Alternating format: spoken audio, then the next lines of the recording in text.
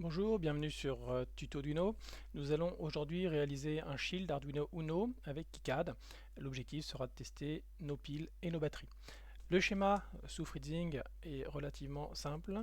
Donc il y a une pile dont on veut mesurer la tension ou la capacité, donc pile ou batterie bien entendu. Et on a la possibilité de mesurer cette tension à vide, donc qui rentrera sur la borne A0 de l'Arduino au travers d'un petit pont de diviseur de tension converteur. Et la sortie D7 permet de contrôler l'état saturé ou bloqué d'un transistor qui fera circuler le courant ou non dans la résistance de 20 ohms. Et donc la tension de la pile sera mesurée à vide ou en charge. Et ça nous permettra aussi de mesurer la capacité de la pile en déchargeant la pile au travers de cette résistance. Donc là, il y a deux ponts de tension à gauche qui permettent de mesurer des piles jusqu'à 6,25 volts, sachant que la tension de référence qui est utilisée avec le petit schéma et le régulateur de tension nous enverra une tension de référence limitée à 2,5 volts. Voilà. On mesure aussi la tension à la sortie de la résistance sur la broche A1 de l'Arduino. Ça permet de mesurer le courant qui passe dans la résistance et donc, bien entendu, de mesurer la capacité. Un petit afficheur OLED, un transistor, comme je dis, un régulateur de tension qui est configuré pour réguler RF à 2,5 volts. Ça permettra d'avoir une mesure de tension assez précise. Et enfin, ici, donc vous le voyez, le pont de tension limite à 2,5 volts l'entrée de RF, alors que la pile peut avoir une tension jusqu'à 6,2 volts. Un petit switch qui permettra tout simplement ici d'interagir avec l'écran. Donc là, il rentre sur l'entrée D2 de l'Arduino et on ira choisir par exemple le type de pile ou de batterie ou la mesure de tension ou de capacité. Un petit menu interactif avec un bouton, tout simplement. Voilà, donc sous KiCad, on va créer le shield à partir d'un template. Il y a des templates tout faits pour créer les shields Arduino Uno. Donc on sélectionne le shield Arduino Uno. Et là, tout simplement, on va aller positionner notre schéma comme on l'a vu sous Fritzing. Donc je vais vous montrer sous KiCad comment créer le début du schéma, comment on crée par exemple le régulateur de tension. Alors là, l'intérêt, c'est comme on est parti déjà d'une référence, on a déjà toutes les pinoches de l'Arduino qui sont préconfigurées. Donc là, on va rajouter notre résistance en appuyant sur le bouton des composants et la touche R pour choisir les résistances. Et on va commencer à designer notre bloc régulateur de tension. Donc une fois qu'on a mis la résistance, eh bien, on va mettre le petit composant de régulation de tension qu'on va chercher dans la librairie, le TL431, avec un package TO92, ça ce sera pour la vue 3D et pour l'assignement qu'on verra un peu plus tard.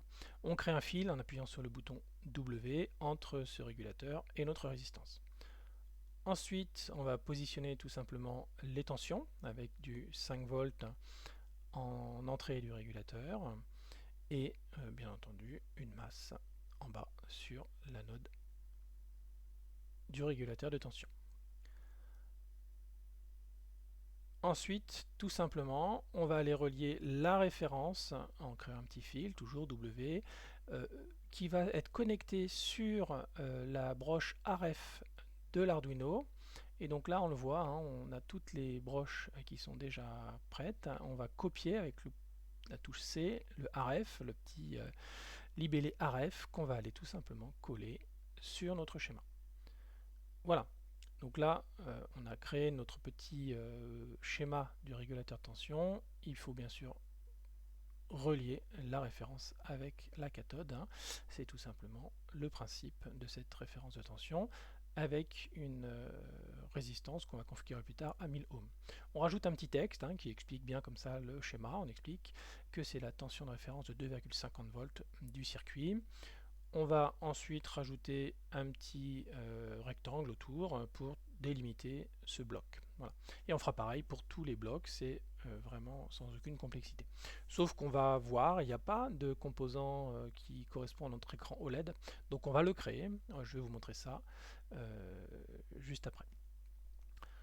Voilà, donc là notre bloc est créé. On va positionner la valeur de la référence, on appuie sur E en cliquant sur la référence et on va mettre 1 kg en valeur de notre référence. Voilà, une fois que ce schéma est fini, on va tout simplement annoter les composants. Donc R devient R1 et notre composant devient U1. Donc là, on a fait l'annotation de tous nos composants. On vérifie ici les règles électriques et on s'aperçoit qu'il y a tout un tas, bien sûr, de broches qui ne sont pas encore connectées, puisqu'on n'a pas fini notre circuit, donc il est tout à fait normal.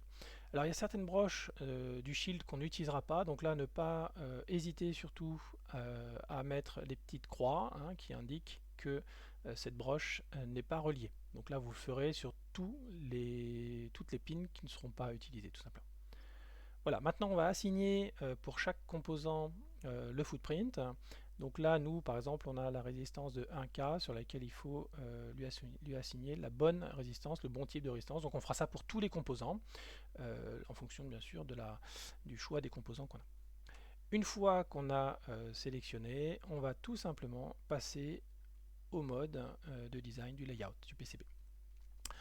Alors, on réimporte bien entendu les composants. Donc là, on voit qu'on a notre résistance et notre régulateur de tension.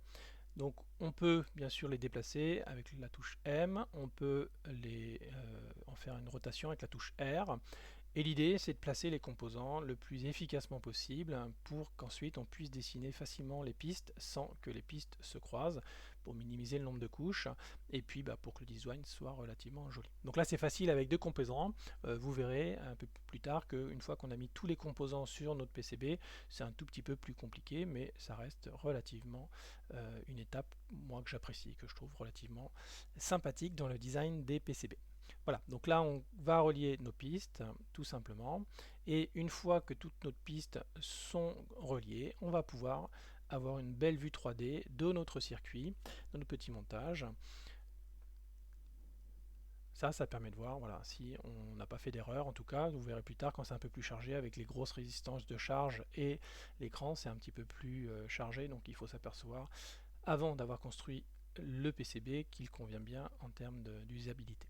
Voilà. Donc là, on va créer un petit écran OLED. Donc pour ça, on va créer à partir d'un connecteur, puisque c'est le connecteur, le principal élément de l'écran. Donc un connecteur ici en I2C pour notre petit écran qui a 4 pins. Et on va tout simplement créer un nouveau composant à partir de ce connecteur 4 pins. Donc c'est relativement simple. Et après, une fois qu'on aura créé ce composant, on va y associer une vue 3D. Ça c'est intéressant. J'ai récupéré un petit fichier step de l'écran sur internet et il est assez intéressant pour la vue 3D de l'avoir. Donc là c'est très simple. Il suffit d'aller éditer, d'aller dans les préférences du footprint et d'aller charger le fichier step tout simplement. Donc une fois qu'on charge le fichier step, il apparaît et il faut bien entendu l'aligner par rapport à ici à nos 4 broches. Donc c'est relativement simple à aligner.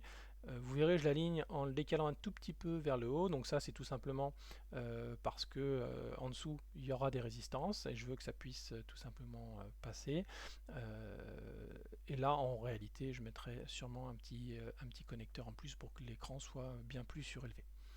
Voilà, donc là on a créé dans notre librairie un nouveau composant, c'est la façon de créer un composant. On va ajouter autour sur la couche Silks tout simplement le contour du composant, parce que ça quand on fait le PCB c'est quand même pratique de voir quelles sont les dimensions physiques du composant. Donc là vous voyez on peut tout simplement dessiner le contour en cliquant sur la touche, en choisissant la couche Silks à droite là en bleu, et puis en allant dessiner les traits qui correspondent bien aux dimensions du composant. Voilà, donc là ce composant là fait par exemple 27,2 sur 27,8 mm et donc on dessine la couche X. Voilà, une fois qu'on a fini ça, donc on sauvegarde le composant dans une librairie et il est disponible ensuite pour tous nos projets. Donc c'est pas du temps perdu quand vous avez des composants que vous utilisez régulièrement. Voilà, donc là on vérifie que tout va bien, on a bien la vue 3D. Ça correspond bien à ce qu'on a créé comme type de composant. On a bien en dessous donc le PCB qui correspond au nouveau design avec le Silks. Voilà. Donc là maintenant, j'ai fini mon schéma. Donc on voit bien la tension de référence de 2,5 volts, le bouton switch qui permet de configurer l'interface graphique, mon petit écran OLED avec ses 4 pinoches, le connecteur de la pile, donc un connecteur avec deux broches, le pont diviseur de tension, Et ensuite, le bloc de sélection du mode de mesure, tension ou capacité. Et là, j'ai mis les petites croix sur toutes les pinoches de l'Arduino qui ne seront pas utilisées.